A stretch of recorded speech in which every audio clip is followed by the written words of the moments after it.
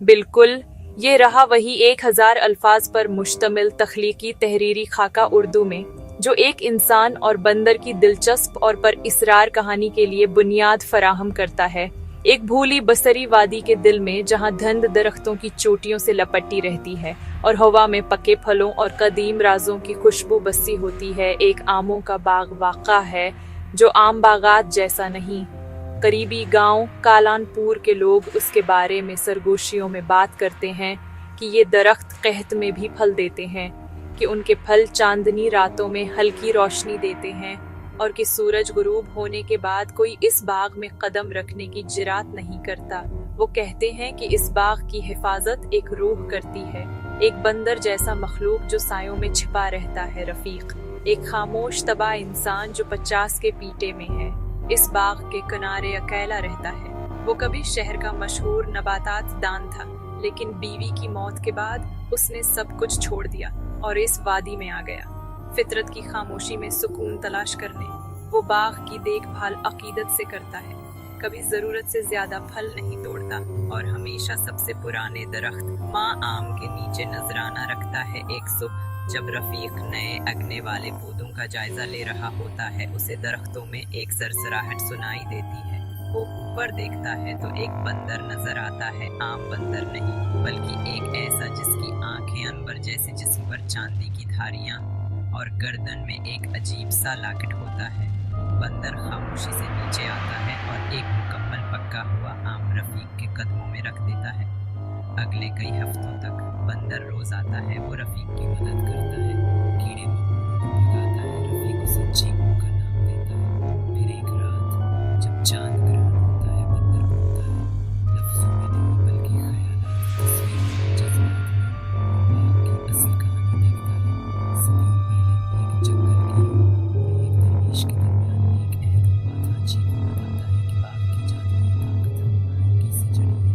شہر سے ایک امیر سرمایہ دار زمین خرید رہا ہے، وہاں ایک ریز ورٹ بنانے کے ارادے سے۔ چیکو رفیق سے کہتا ہے کہ وہ صرف کسان نہیں بلکہ محافظ بنے۔ آپ کی کہانی یہاں سے شروع ہوتی ہے، ان آموں کا باغ جادوئی، سرسبز اور زندہ ہے۔ کردار: رفیق، ایک غمزدہ انسان جو فطرت میں سکون تلاش کر رہا ہے۔ چیکو، ایک بندر نہیں بلکہ ایک روح جو قدیم حکمت رکھتا ہے۔ موضوعات: انسان بمقابلہ فطرت، غم اور شفا، وراثت اور ذمہ داری۔ آپ کا چیلنج: ایک ایسی کہانی لکھیں کہ رفیق توازن بحال کر سکے گا۔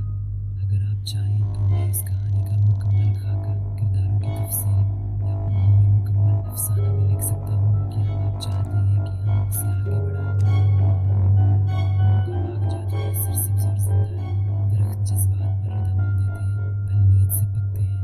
باغ کے اپنے مزاج ہیں، پرسکون، بے چین، غمگین۔ گاؤں کالان پور روایت اور جدیدیت کے درمیان پھنسا ہوا ہے۔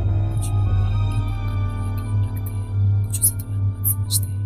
کردار: رفیق، ایک غمزدہ انسان جو فطرت میں سکون تلاش کر رہا ہے، اس کی تبدیلی کہانی کا مرکز ہے۔ چیکو، ایک بندر نہیں بلکہ ایک روح جو قدیم حکمت رکھتا ہے، خوابوں، اشاروں اور جذبات کے ذریعے بات کرتا ہے۔ سرمایہ دار: مثلاً مسٹر برن، دلکش، قائل کرنے والا اور حقیقت پسند، ایک کی کو لوگ زیر سمجھتے ہیں اور ایک کو ضائع شدہ موقع سمجھتے ہیں۔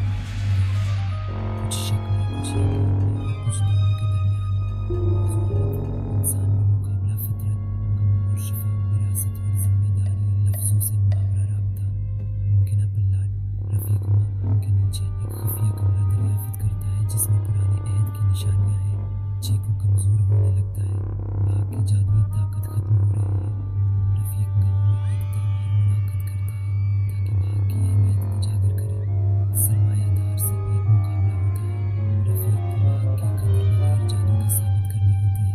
باغ رفیق کی کوششوں پر رد عمل دیتا ہے، ناقابل یقین طریقے سے کھلتا ہے، اپنی اصل طاقت دکھاتا ہے۔